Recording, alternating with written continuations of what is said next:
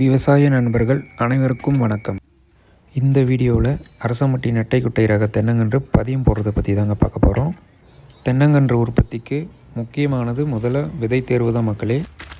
அதற்காக 40 வயதுக்கு மேல் உள்ள மரங்களில் இருந்து 70 முதல் 80 நாள் இடைவெளியில் அறுவடை செய்யப்பட்ட தேங்காய்களை மட்டும்தாங்க விதைக்காக பயன்படுத்திட்டு வரோம்.